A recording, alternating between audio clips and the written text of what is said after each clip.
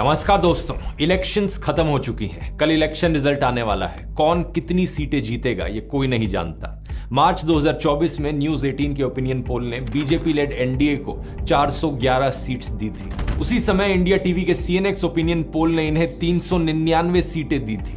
अभी भी कुछ एग्जिट पोल्स ऐसे हैं जो कहते हैं कि 400 पार होगा। प्रधानमंत्री मोदी ने अपनी इलेक्शन कैंपेन की शुरुआत भी इसी 400 पार के नारे से करी थी। लेकिन क्या है इस 400 पार का मतलब? ज्योति मिर्धा, अनंत कुमार हेगड़े, अरुण गोयल और लल्लू सिंह जैसे कई बीजेपी नेताओं के ऐसे बयान सुनने को मिले जिससे यह अंदेशा होने लगा कि बीजेपी पूरे संविधान को ही बदलना चाहती है। ये हमारे कॉन्स्टिट्यूशन को बदलना चाहते हैं। संविधान के अंदर हमें कोई बदलाव करना होता है तो आप में से कई लोग जानते हैं कि उसके लिए दोनों जो हमारे सदन है, लोकसभा और राज्यसभा, दोनों की उसके अंदर अमल चाहिए। बाद में बीजेपी ने इन बयानों से अपना मुंह मोड़ लिया। कई सारे नेताओं ने खुद ही क्लैरिफिकेशन दी, लेकिन ये सब चुनाव प्रचार शुरू होने के बाद हुआ। हमारा प्यारा देश, दुनिया की सबसे बड़ी डेमोक्रेसी एक डिक्टेटरशिप ना बन जाए, इसकी चिंता मुझे काफी टाइम से सता रही थी। लेकिन मैंने सोचा कि एक इंसान के बोलने से क्या ही फर्क पड़ेगा। हाँ, मेरे 10-12 मिलियन सब्सक्राइबर हैं यूट्यूब पर, 4-5 मिलियन व्यूज आ जाते हैं, लेकिन आखिर में मैं हूं तो एक यूट्यूबर ही ना। अगर ज्यादा पॉलिटिक्स पे बोलूंगा, ऐसी चीजों पर वीडियो बनाऊंगा तो बहुत सारी गालियां सुनने को मिलेंगी। लोग मेरे खिलाफ वीडियो बनाएंगे, डेथ थ्रेट्स मिलेंगे। मैंने सोचा छोड़ो ये सब, मुझे एजुकेशनल वीडियोस बनाने पसंद है, वही बनाता हूँ, वही बनाने में मजा आता है और क्या इन चीजों में पढ़ना। लेकिन फिर फरवरी के महीने में दोस्तों कुछ ऐसा हुआ जिसके बाद मुझसे रुका नहीं गया। Chandigarh election fraud. देश के इतिहास में पहली बार एक प्रिजाइडिंग ऑफिसर वोटर फ्रॉड करते हुए पकड़ा गया। सीसीटीवी फुटेज पर यह सब कैप्चर हुआ। सुप्रीम कोर्ट ने खुद कहा कि यहां पर मर्डर ऑफ डेमोक्रेसी हुआ है। ये एक घटना मेरे लिए ट्रिगर पॉइंट थी। ऐसा नहीं था कि इससे पहले कुछ और नहीं हुआ था, बहुत सारी चीजें हो रही थी साथ साथ। मीडिया का खरीदा जाना, चुनी गई सरकारों को गिराया जाना, एमएलएस की हॉर्स ट्रेडिंग। लेकिन इसे एक घटना के बाद मुझे सही में लगा कि अब बस बहुत हो गया, अब तो बोलना पड़ेगा। इसलिए मैंने वो पहला डिक्टेटरशिप वाला वीडियो बनाया, इस इंडिया बिकमिंग अ डिक्टेटरशिप। मैंने ये नहीं सोचा कि इस एक वीडियो से कुछ फर्क पड़ेगा या नहीं पड़ेगा। मुझे बस ये लगा कि मेरे दिल में जो बात है वो सच्चे दिल से लोगों तक पहुंचानी है। जब ये वीडियो रिलीज हुआ तो मैं हैरान था देखकर कि 25 मिलियन व्यूज, उस समय शायद 20 मिलियन थे। ये बात साफ थी कि आप लोगों के अंदर भी वही फीलिंग थी जो मेरे अंदर थी। आप लोगों के दिल में भी वही चिंता आप लोगों को सता रही थी जो मेरे दिल में मुझे सता रही थी। यही कारण है कि इतने सारे लोगों ने इस वीडियो से रेजोनेट किया और इसे शेयर किया। लेकिन पता है क्या, इस वीडियो के बाद भी मेरा कोई इरादा नहीं था और ऐसे वीडियोस बनाने का। यह सिर्फ इत्तेफाक की बात थी कि इस वीडियो के आने के बाद दो और ऐसी घटनाएं घटती हैं। पहला, अरविंद केजरीवाल का अरेस्ट किया जाना और दूसरा, कांग्रेस के बैंक अकाउंट्स को फ्रीज किया जाना। अब कुछ लोग कहेंगे कि इन दोनों घटनाओं में गलत ही क्या हुआ, जो कानूनी प्रक्रिया थी सिर्फ उसे ही तो फॉलो किया जा रहा था। लेकिन सच्चाई आप भी जानते हो, मैं भी जानता हूं। ये जो एलिजिड लीकर स्कैम का केस था, किसके एलिगेशन के बल पर केजरीवाल को जेल में डाला गया था? एक ऐसा बंदा जिसकी कंपनियों ने करोड़ों रुपए का इलेक्टोरल बॉन्ड का चंदा डोनेट किया था बीजेपी को। और कांग्रेस को सालों पुरानी छोटी सी बात की ऐसी सजा दी जा रही थी जिससे कि उनकी सारी चुनावी कैंपेन ही क्रिपल हो जाए। एनीवेज, बात यह है कि मैं ये देखकर हैरान हो गया कि जो बात मैंने अपने पहले वीडियो में कही थी वो बात सच साबित होती जा रही थी। इस पॉइंट ऑफ टाइम के बाद से मुझे लगा कि कोई और कुछ करे या ना करे, लेकिन मैं अपनी तरफ से पूरी कोशिश करूंगा लोगों को जागरूक करने की।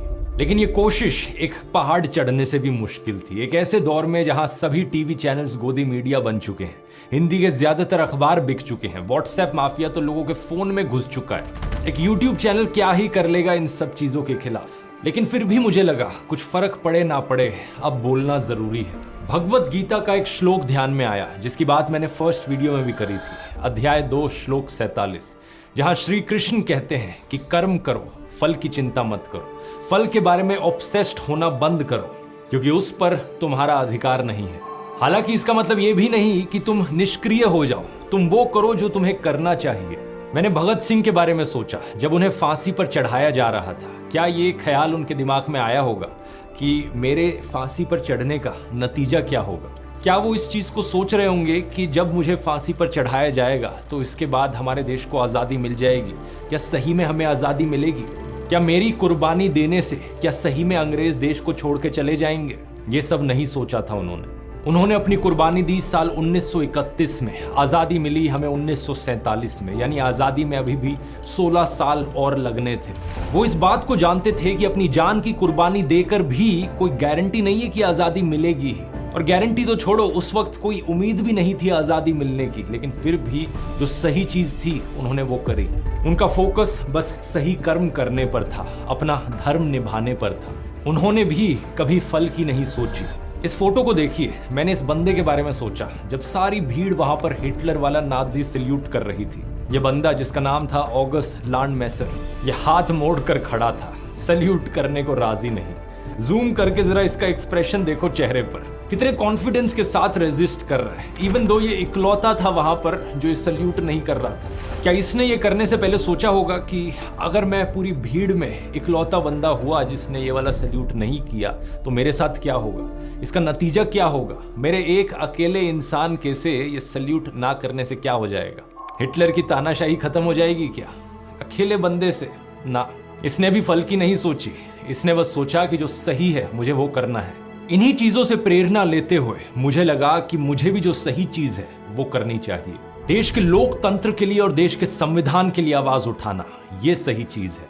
एक ऐसे देश के लिए आवाज उठाना जिसके लिए पता नहीं कितने लाखों लोगों ने अपनी कुर्बानी दी। भगत सिंह, सुभाष चंद्र बोस, महात्मा गांधी, सरदार पटेल, पंडित जवाहरलाल नेहरू, क्या सोचेंगे हमारे फ्रीडम फाइटर्स देश की आज ये हालत देखकर। इसलिए मुझे लगा कि बोलना जरूरी है। अगर कल को ऐसा हुआ कि बीजेपी 400 सीट जीत गई और जो मेरा डर था वो सही में हकीकत बन गया, सही मायनों में देश एक कंप्लीट डिक्टेटरशिप बन गया, तो मैंने सोचा कल को अगर कोई मेरा बच्चा होगा वो मुझसे क्या पूछेगा देश की ये हालत देख कि पापा आप कहाँ थे जब देश डिक्टेटरशिप की ओर गिरता जा रहा था, आपने कुछ किया क्यों नहीं।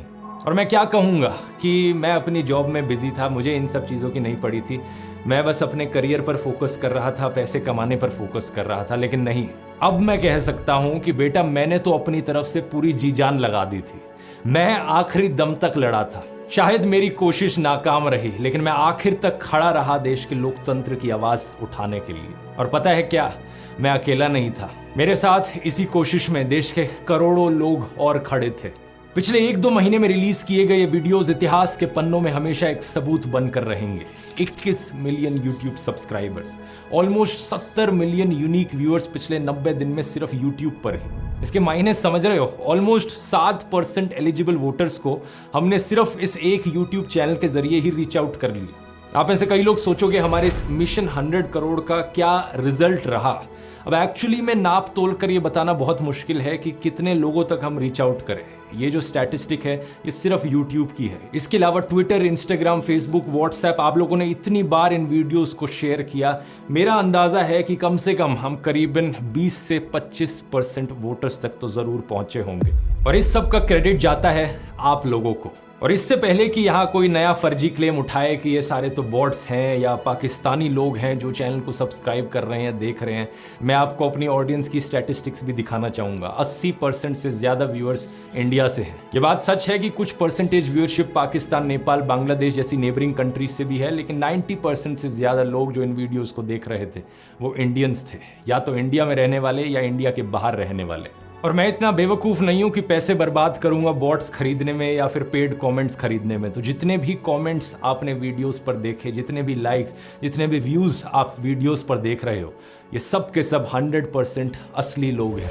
इस संघर्ष में जितनी कोशिश मैंने की है उससे कहीं ज़्यादा कोशिश आप लोगों ने करी है। एक कमेंट मैंने देखा जिसमें आप में से किसी ने लिखा था कि आपने 850 लोगों को मेरा एक वीडियो फॉरवर्ड किया व्हाट्सएप पर। एक आदमी की रिसेंटली वीडियो देखी जो क्रिकेट स्टेडियम में बैठकर हमारे वीडियोस देख रहा था। कई सारे ग्राउंड इंटरव्यूज में मैंने लोगों के मुंह से अपना नाम सुना। ये देखकर खुशी हुई कि बच्चे भी सरकार के झूठे दावों को एक्सपोज कर रहे थे। एक वीडियो में ईडी की वेपनाइजेशन की बात करता है कोई लड़का, तो यूट्यूब रिपोर्टर उनसे पूछते हैं कि तुम्हें इतना कैसे पता चला, तो उन्होंने कहा ध्रुव राठी के वीडियोस देखकर पता चला। आपने कहा ईडी, आपको इतनी ज्यादा नॉलेज है, ईडी पता है आपको क्या होता है? जब आप एक ध्रुव राठी का वीडियो देख लोगे ना आपको समझ में आ जाएगा। बॉलीवुड के कई सेलिब्रिटीज हैं जिन्होंने मुझे मैसेज करके बताया कि वो कितना इंस्पायर्ड फील किए इन वीडियोस को देखकर। एक एक्टर ने मुझे बताया जिस दिन मुंबई में वोटिंग थी उस दौरान उनकी लखनऊ में फिल्म की शूटिंग चल रही थी, लेकिन हमारे प्रयास को देखकर वो इतने प्रभावित हुए कि उस दिन उन्होंने रिटर्न फ्लाइट बुक करा ली। कई फॉरेन में रहने वाले लोगों ने मुझे यही चीज लिखकर बताई कि सिर्फ मेरे वीडियोस को देखकर वो इतना मोटिवेट हुए वोट करने को कि वो फ्लाइट पकड़कर आ गए सिर्फ वोटिंग के लिए। दूसरी तरफ किसी ने बताया कि उनके एक दोस्त ने दफ्तर से छुट्टी ले ली और प्रोजेक्टर लेकर हरियाणा और राजस्थान में चले गए। गांव-गांव में लोगों को ये वीडियो दिखाने लगे प्रोजेक्टर के जरिए। राजस्थान, वेस्ट बंगाल, महाराष्ट्र जैसी कई स्टेट्स में ऐसे नज़ारे देखने को मिले जहां पर इन वीडियोस को पब्लिक में प्ले किया गया। भारत और दुनिया भर के कई अखबारों में हमारे इस संघर्ष की चर्चा छपी। France 24, the Economist, Al Jazeera, Time magazine, the Telegraph, the Print, Economic Times. दुनिया में अगर डंका किसी का बज रहा था तो वो हमारा बज रहा था दोस्तों। ये सब देखकर इनका गोदी मीडिया, इनके गोदी यूट्यूबर्स और IT सेल, पूरा गोदी सिस्टम बुरी तरीके से बौखला गया। जो हमले मेरे ऊपर इन्होंने किए, जो बदनामी करने की कोशिश करी इन्होंने मेरी, वो भी नेक्स्ट लेवल की थी। किसी ने मुझे कुत्ता कहा, किसी ने कॉकरोच कहा, तो किसी ने बुली कहा, किसी ने एंटी नेशनल कहा, किसी ने कहा चाइनीज फंडेड है, तो किसी ने कहा ये तो पाकिस्तानी है। जाने कितने झूठे इल्जाम लगाए गए और कितने ही वीडियोस इन लोगों ने मेरे ऊपर बनाए। जब मैंने वीडियोस बनाने अपने शुरू किए थे, मैंने एक्सपेक्ट तो किया था कि बैकलैश आएगा, लेकिन इतने ऑर्गेनाइज्ड तरीके से ये लोग मेरे ऊपर अटैक करेंगे ये एक्सपेक्ट नहीं किया था। तेलंगाना का एक ये वीडियो सामने आया जहां बीजेपी के कुछ मेंबर्स प्लानिंग कर रहे थे कि मुझे कैसे रोका जाए। तो उनमें से एक कहते हैं कि ये ध्रुव राठी हमेशा फैक्चुअली करेक्ट होता है, कॉन्स्टिट्यूशनली हमेशा करेक्ट होता है, इसके वीडियोस किसी भी यूट्यूब रूल्स को नहीं तोड़ते, तो कैसे काउंटर करा जाए इसे। ఇప్పుడు యూట్యూబ్ లో ఒక ధ్రువరాటి అనే వారు ఇష్టం వచ్చినట్టు వాడుతున్నాడు, వాడు చరిత్రను ఇంకా మార్చేస్తున్నాడు, చాలా మంది లాక్ వ్యూస్ వస్తున్నాయి, దాని గురించి మీరు వాడు యూట్యూబ్ కి కంప్లైంట్స్ ఉంటాడు, వాడు యూట్యూబ్ రెగ్యులేషన్స్ కి కరెక్ట్ ఉంటాడు, అన్లెస్ అండ్ అంటిల్ వాడు అక్కడ ఏదైనా చేర్చాడు చేస్తేనే మనం గెలుకోవచ్చు। వాడు మాట్లాడేది కూడా రాజ్యాంగబద్ధంగా మాట్లాడతాడు। वाह क्या बात कही है। देखो देखो दोस्तों, इससे पता चलता है कि कैसे आपके हेटर्स भी सीक्रेट एडमायरर्स हो सकते हैं। अगर मैंने कभी कुछ गलत किया ही नहीं तो कैसे मुझे काउंटर किया जाए। ये कहते हैं कि प्लान है इसके खिलाफ झूठी खबरें फैलाओ, झूठी खबरें फैलाओ कि जैसे ध्रुव राठी ने झूठ बोला हो कि प्रधानमंत्री मोदी सनी लियोनी को मंत्री बनाने वाले हैं। అంటే సన్నీ లియోని నెక్స్ట్ నరేంద్ర మోడీ కేబినెట్ లో మహిళా శిశు సంక్షేమ శాఖకు మంత్రిగా చేస్తున్నారని ధ్రువరాటి చెప్పిండని చెప్పారు। वाह क्या प्लान बनाया है, यानी कि फेक न्यूज फैलाओ कि ध्रुव राठी ने फेक न्यूज फैलाई है। दोस्तों, मैं अक्सर बात करता हूं अपने वीडियोस में आर्टिफिशियल इंटेलिजेंस और चैट GPT की। इन लोगों ने वहां भी कसर नहीं छोड़ी, डीप फेक का इस्तेमाल किया मेरे खिलाफ एक झूठी खबर फैलाने के लिए। किसी ने ये झूठी ऑडियो क्लिप डाली जिसमें मेरी आवाज को इमिटेट करने की कोशिश करी गई है। ऐसा दिखाने की कोशिश करी गई कि मैं फोन कॉल पर किसी पॉलिटिशियन से बात कर रहा था और पैसे मांग रहा था। Don't worry, I am with you, अब चिंता ना करो। आई एम वार्निंग यू, तुम्हारे साथ भी ऐसे ही करेंगे। तुम्हारा पैसा टाइम पे मिलता है। हाँ, मुझे तो UK से आता है ना, मेरा चैनल क्लियर है। Please no need to defend them on this, no need. I will call you, मैं बात करता हूँ आपसे। देखो किस हद तक ये चले गए मुझे बदनाम करने के लिए। ऊपर से जो रेगुलर वीडियोस इनके आ रहे हैं जहां पे मुझे इंसल्ट किया जाता है, कभी कुत्ता बोलकर, कभी कॉकरोच बोलकर, तो कभी बुली बोलकर। कोई झूठी खबर फैलाता है कि मैंने किसी को मरवा पिटवा दिया, तो कोई झूठी खबर फैलाता है कि मेरा एक सीक्रेट व्हाट्सएप ग्रुप है जहां पे मैं लोगों को ट्रोल करता हूं, जहां पे बॉट्स भेजे जाते हैं, हमारा एक ऑर्गेनाइज्ड ग्रुप है। कुछ भी ऐसा नहीं है दोस्तों, कोई सीक्रेट टेलीग्राम ग्रुप नहीं है, कोई सीक्रेट फेसबुक व्हाट्सएप ग्रुप नहीं है। जो है वो पब्लिकली आपको दिखता है। व्हाट्सएप पर एक पब्लिक चैनल है जिस पर मैं पोस्ट करता हूं ओपनली। दैनिक जागरण जैसा अखबार तक मेरे खिलाफ झूठी खबर फैलाने लगा कि मेरी चाइना से फंडिंग आती है। बताओ जरा, मैं कभी बॉयकॉट चाइना करके वीडियोस बनाता अगर मेरी चाइना से फंडिंग आ रही होती तो। ये वही अखबार है जिसको मैंने पहले भी अपने एक वीडियो में एक्सपोज किया है। इतनी झूठी खबरें छापते हैं ये। एक बार ऐसे ही इन्होंने इंडियन आर्मी के बारे में भी फेक न्यूज फैलाई थी, खुद हमारी आर्मी ने उस फेक न्यूज को डिबंक किया था। ऐसे ही इस अखबार ने किसानों के बारे में फेक न्यूज फैलाई थी कि किसानों की रैली में पाकिस्तान जिंदाबाद के नारे लगे। इस खबर को छापते वक्त इन्होंने अपने पैरा में यह भी लिख रखा था कि हालांकि इस खबर की पुष्टि नहीं हो पाई है। इसका क्या तुक बना, मतलब फिर खबर छापते ही क्यों हो जब इसकी पुष्टि नहीं हो पाई है। तो ऐसे तो मैं भी कह दूं कि दैनिक जागरण का जो मालिक है वो एक आतंकवादी है, हालांकि इस खबर की पुष्टि नहीं हो पाई है।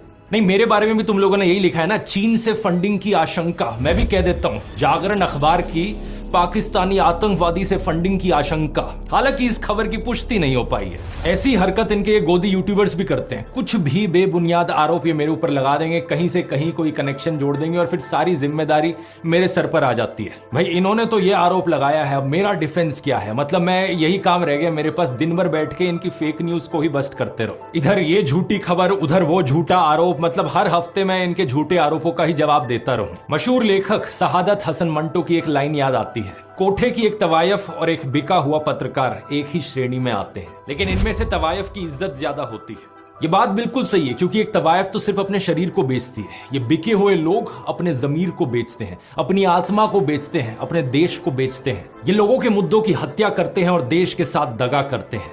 ऐसा नहीं है कि ये सब देखकर मुझे कुछ हर्ट फील होता हो, क्योंकि अब इन सब चीजों की आदत हो गई है, लेकिन दुख जरूर होता है। दुख होता है कि ये कैसा कल्चर बना दिया है इन्होंने देश में। कहां तो हमारे उपनिषदों में लिखा है कि विचारों को हर दिशा से आने दो, और आज 2024 में ये ऐसे बिहेव करते हैं कि अगर आपका पॉलिटिकल ओपिनियन इनसे अलग हो जाए तो आप इनके लिए जानी दुश्मन की तरह बन जाते हो। एक डेस्परेशन है इनकी तरफ से कि अगर किसी का विचार इनसे नहीं मिलता हो तो उसे किसी ना किसी तरीके से देशद्रोही दिखा दो, फॉरेन फंडेड दिखा दो। कई बारी तो मुझे बड़ा अनरियल सा लगता है ये सब देखकर। देश में ध्रुवीकरण नहीं होना चाहिए, न सांप्रदायिक आधार पर, न जातीय आधार पर, न राजनीति ऐसे दो खेमों में बंटनी चाहिए कि जिनमें संवाद न हो, जिनमें चर्चा न हो। लेकिन सच बात पता है क्या है दोस्तों, आपकी तरफ से इतना सारा प्यार, इतना सारा सपोर्ट मुझे मिला कि इनकी कोई भी झूठ की दुकान टिक नहीं पाई। हर रोज के मुझे हजारों मैसेजेस मिले, ईमेल्स मिली, किसी ने आप में से मेरी पेंटिंग बना दी, किसी ने कोई गाना ही बना डाला।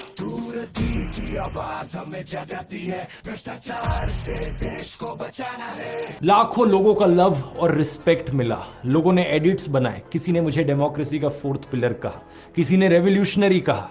इसलिए आपके इन लाखों कॉम्प्लीमेंट्स के बीच गोदी इकोसिस्टम के सभी अटैक्स फेल रहे हैं। चरण वंदना करने वाले लोग डेली बेसिस पर अपनी बदतमीजी का सबूत देते रहे और हम देश के मुद्दों पर बात करते रहे। बेरोजगारी पर वीडियोस बनाए, किसानों के मुद्दे उठाए, इलेक्टोरल बॉन्ड स्कैम पर बात करी, फार्मा स्कैम की बात करी, खाने में डलने वाले मसालों की बात करी, व्हाट्सएप यूनिवर्सिटी के चारों डिपार्टमेंट्स को पूरी तरीके से तबाह कर दिया। इसी तरह से हमारा मिशन 100 करोड़ चलता रहा। ये मेरे अकेले का मिशन नहीं था, ये हम सब का मिशन था।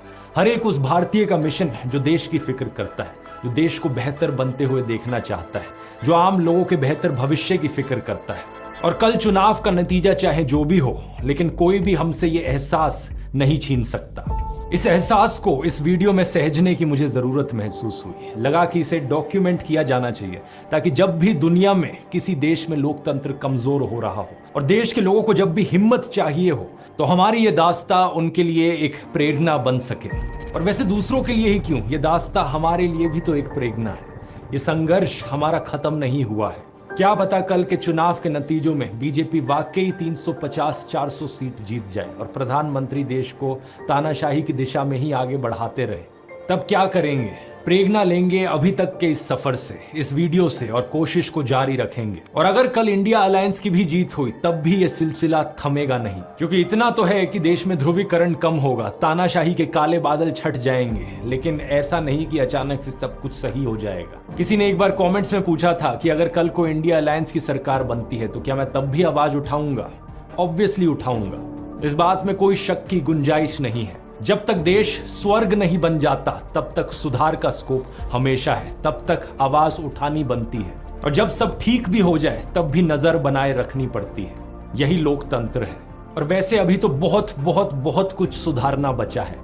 कहाँ हम सपने देखते हैं देश को एक डेवलप्ड कंट्री बनाने की, लेकिन पिछले 10 सालों में हालत ये हो गई कि कुछ लोग पाकिस्तान से कंपैरिजन करने लगे। राजनीति में ईमानदार और शरीफ नेताओं की कमी है, एग्रीकल्चर में प्रॉब्लम्स हैं, बेरोजगारी का इशू है, पोल्यूशन एक मेजर समस्या है। सभी प्रॉब्लम्स को हाईलाइट करते रहना होगा, जो भी सरकार हो उनसे जवाब मांगते रहना होगा। मैं एक ऐसा देश देखना चाहता हूं, एक ऐसी दुनिया देखना चाहता हूं जहां पर हर इंसान साफ हवा में सांस ले, साफ पानी पिए, हर इंसान को ऊपर उठने का मौका मिले, कोई भेदभाव ना हो, कोई अन्याय ना हो, किसी की आवाज को नीचे दबाया ना जाए। एक ऐसी दुनिया जो हर इंसान, हर पशु पक्षी के लिए जीने लायक हो।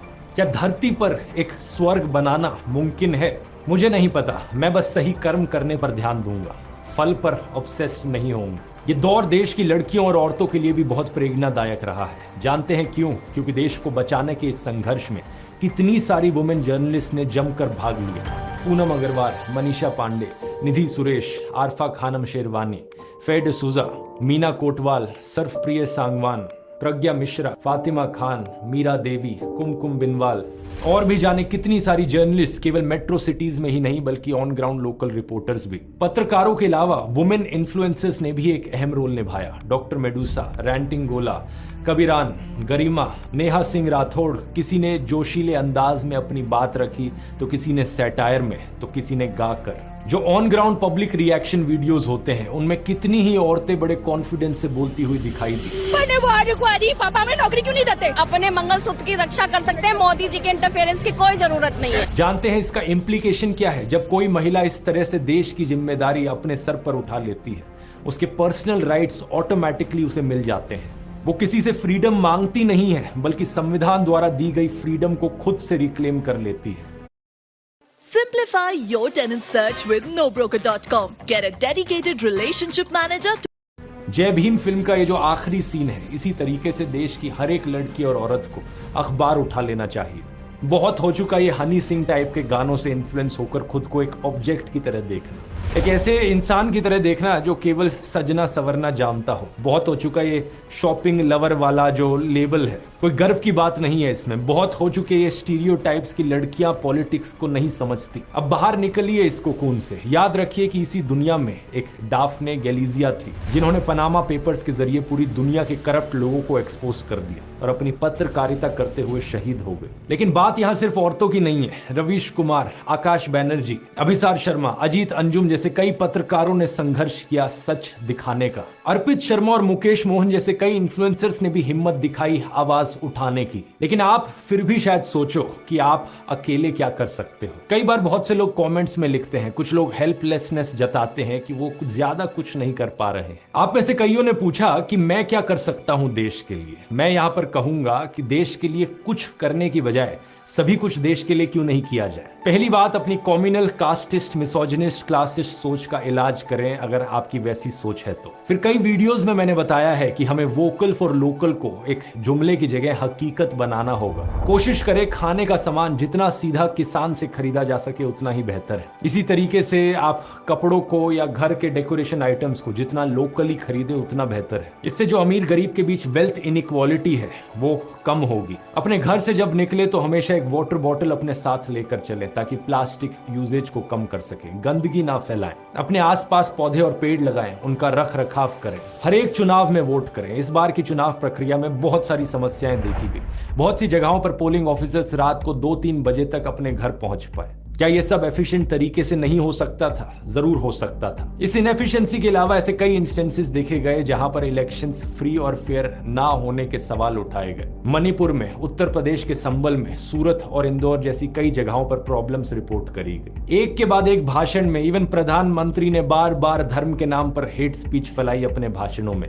मॉडल कोड ऑफ कंडक्ट को वायलेट किया। इस चुनावी प्रक्रिया को फ्री और फेयर करने के लिए जो आवाज उठाने की जरूरत है, जिस आंदोलन की जरूरत है, वो हर किसी की जिम्मेदारी है। अगर हर polling officer, presiding officer, district collector अपनी जिम्मेदारी सही से निभाए तभी इस पूरी प्रक्रिया को बेहतर बनाया जा सकता है। लेकिन यह बात सिर्फ उन्हीं प्रोफेशंस में सीमित नहीं है, यह बात हर प्रोफेशन के लिए एप्लीकेबल है। जो भी आप काम करते हो उसे अच्छे से करो, ईमानदारी से करो। टीचर्स बच्चों को अच्छे से पढ़ाएं। हर एक आईएएस ऑफिसर रौब झाड़ने के बजाय खुद को जन सेवक की तरह देखें। ईमानदारी से जनता के लिए काम करें। पुलिस वाले क्राइम को रोकने के लिए कमिटेड हों। फिल्म मेकर एनिमल जैसी क्रिंज फिल्में बनाने की बजाय मीनिंगफुल फिल्में बनाएं। अगर आप एक रेस्टोरेंट या ढाबा चलाते हैं तो लोगों को हेल्दी और टेस्टी खाना खिलाएं ताकि लोगों की सेहत का नुकसान ना हो और उन्हें मजा भी आए और देश का हैप्पीनेस इंडेक्स भी बढ़े। सभी लोग अगर अपना प्रोफेशन देश में ईमानदारी से करने लगे तो देश अपने आप स्वर्ग बन जाएगा और ये काम हम में से हर किसी को करना होगा। आगे आने वाले वीडियोस के लिए मेरे पास बहुत सारे प्लान्स हैं, उनकी बात टाइम आने पर डिस्कस करेंगे। लेकिन अभी के लिए